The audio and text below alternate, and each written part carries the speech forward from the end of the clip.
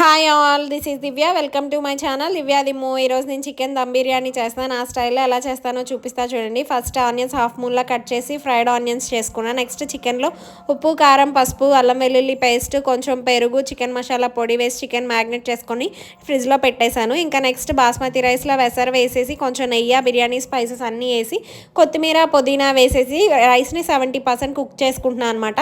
ప్యారలల్గా ఇంకో స్టవ్ మీద ఇంకో ప్యాన్ పెట్టుకొని అందులో ఆనియన్, టమాటా, పచ్చిమిర్చి, కొత్తిమీర, పుదీనా 1 by 1 వేసి మగ్గ పెట్టేసుకున్నా. ఇంకా నెక్స్ట్ మ్యాగ్నెట్ చేసిన చికెన్ కూడా వేసి చికెన్ కూడా మంచిగా కుక్ చేసుకున్నా.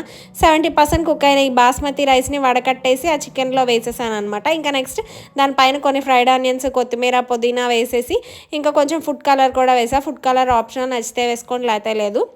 నెక్స్ట్ మూత పెట్టేసి ఆవిరిపోకుండా బరువు పెట్టేశాను. ఇంకా 10 minutes లో ఫ్లేమ్లో పెట్టి వదిలేసాను. ఇంకా అంతే, చల్లబడేదాకా కింద నుంచి కలిపాను. టేస్ట్ అయితే సూపర్ ఉంది, ట్రై చేయండి. అంతే ఈ వీడియో. Bye bye.